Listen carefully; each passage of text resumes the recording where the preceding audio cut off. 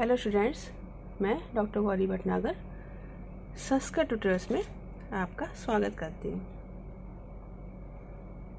कालिदास रचित मेघदूत पढ़ रहे थे हम, जिसमें कि मेघ मार्ग को यक्ष बता रहा है, मेघ को किस राजमार्ग से जाना है उसको बता रहा है।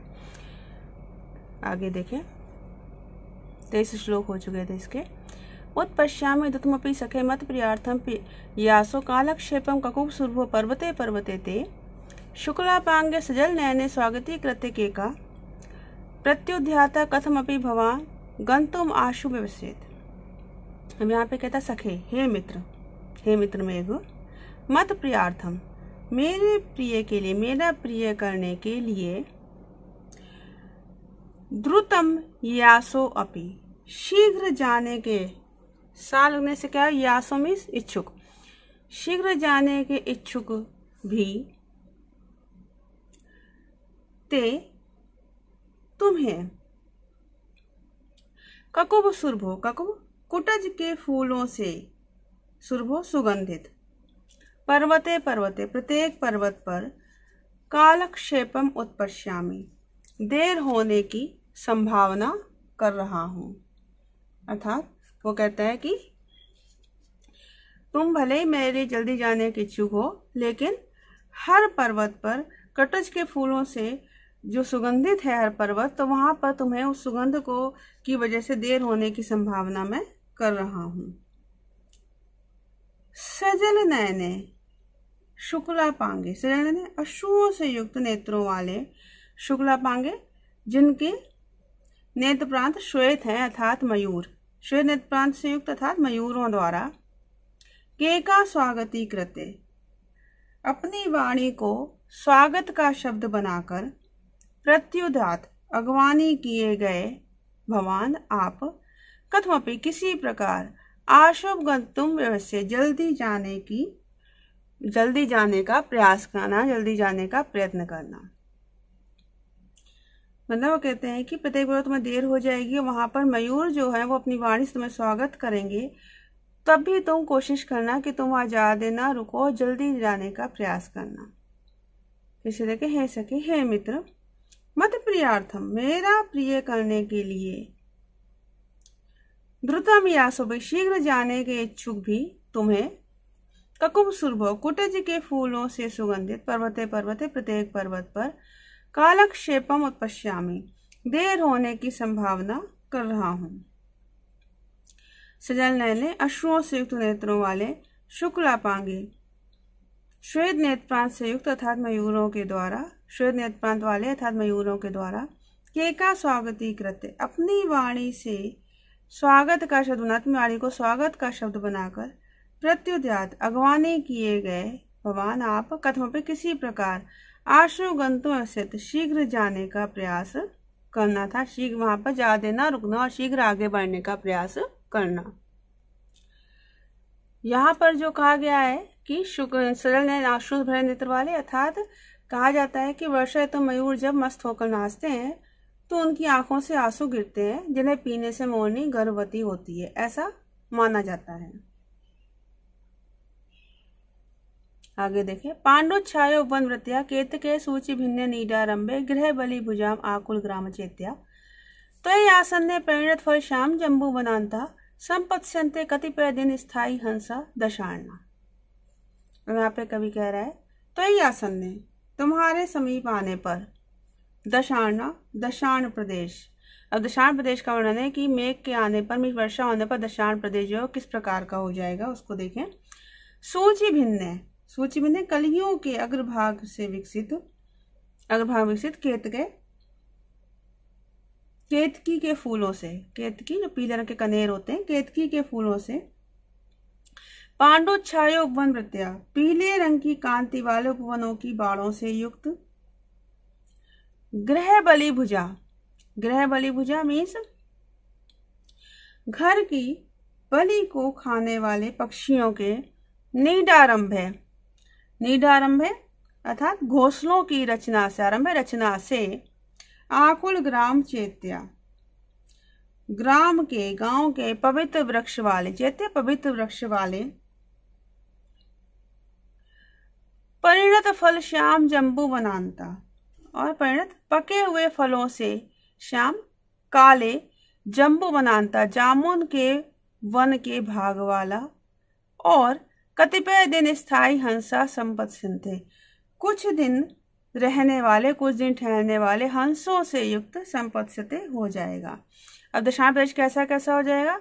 एक तो केतकी के फूलों से पीली कांति वाले उपवनों से युक्त हो जाएगा, जहाँ उपवन की जो बाहर की बाड़े हैं वहां पे केतकी के फूल लगाए गए हैं।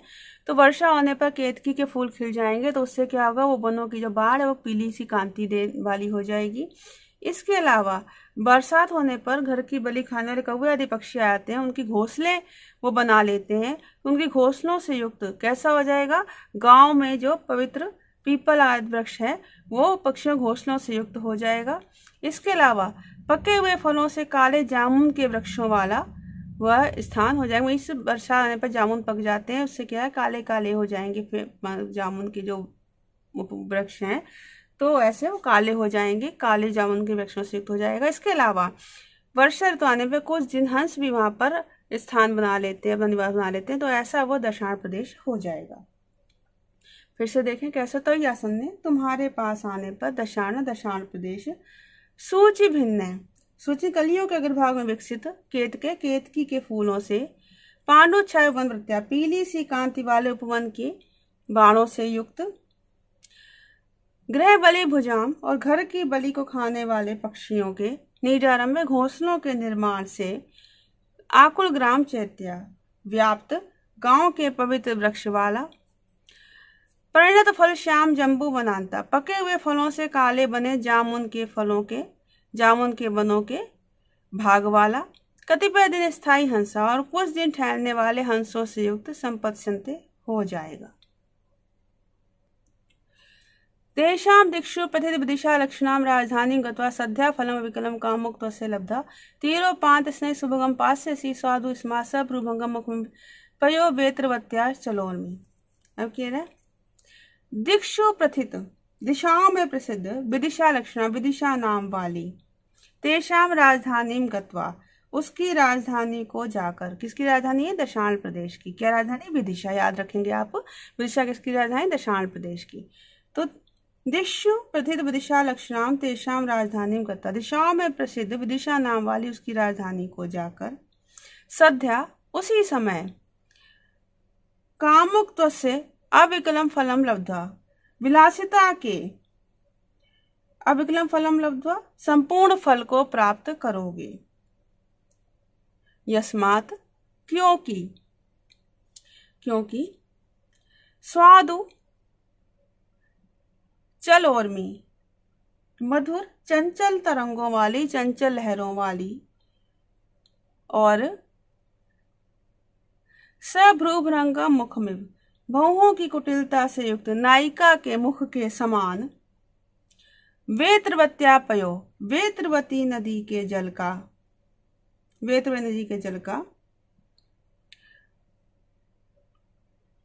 तीरोपात स्नेह सुभगम तट प्रांत से स्थित गर्जन से सुंदर लगते हुए पास्यसी पान करोगे।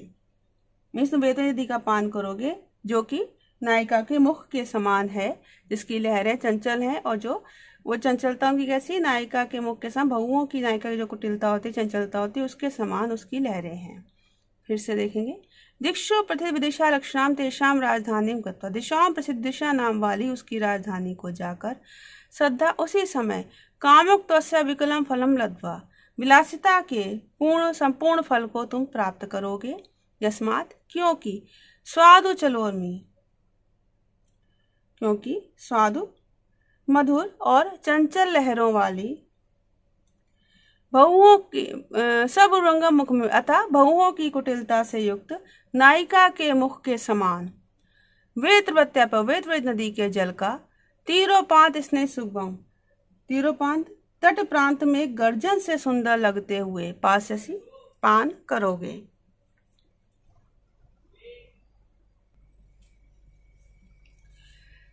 नीचे राख्या गिरि मध्य बसे तत्र विश्राम हेतु तत्संपर्कात् पुलकित में प्रौढ़ पुष्पे कदम्बे सा पर्ण यह पर्ण स्थिर रति परिमल उद्गारी भी नागराणा मुद्दामानि प्रथयति शिला वैष्णवी यौवनानि। अब कह रहे तत्र विश्राम हेतु वहाँ पर विश्राम के लिए प्रौढ़ पुष्पे विकसित फूलों वाले कदम्बों से युक्त और तत्संपर्कात तुम्हारे संपर्क के कारण पुलकितमिव रोमांचित हुए से नीचे आख्या गिरिम अधिवसे नीचे नामक पर्वत पर ठहरना। यह जो पर्वत पर्णेसी रति परिमल पर्णेस्त्री वैश्याओं के रति क्रीड़ा संबंधी सुगंध को उद्गारी फैलाने वाले शिला वैष्णवी शिलाग्रहों से नागराणाम नागरिकों के उद्दामानि यौवनानि प्रथयति उत्कट यौवन को प्रकट करता है। कहने का तात्पर्य है कि उसको कहते हैं कि तुम उस नीचे नाग पर्वत पर विश्राम करना जहाँ की विकसित फूलों वाले कदम्ब के पेड़ हैं और जो कि जहाँ की शिलाग्रहों में अर्थात गुफाओं में वैश्याएं जो रति क्रीड़ा के लिए आती हैं तो वो सुगंध लगा के आती हैं। वो सुगंध जो शिलाग्रहों भरी हुई है और वहाँ पर में नागरिकों को उत्कट यौवन को यह बात प्रकट करती है। फिर से देखें, तत्र विश्राम है तो वहाँ विश्राम के लिए प्रौढ़ पुष्पे कदम्बे विकसित फूलों वाले कदम्ब के वृक्षों से युक्त और तत्संपर्कात पुलकितमिव तुम्हारे संपर्क के कारण रोमांचित हुए नीचे आख्या गिरिम अधिवसे नीचे नामक पर्वत पर ठहरना। यह जो पर्वत पर्णेसी रति परिमल उद्गारी भी वैश्याओं की रति क्रीड़ा संबंधी सुगंध को उद्गारी भी फैलाने वाले शिला वैष्णवी शिलाग्रहों से नागराणाम उत्कट यौवनानि नागरिकों के उद्दामानि यौवनानि उत्कट यौवन को प्रकट करता है। ऐसे नीचे नाग पर्वत पर तुम विश्राम करना। तो इस वीडियो में इतना ही। साथ बने रहने के लिए धन्यवाद।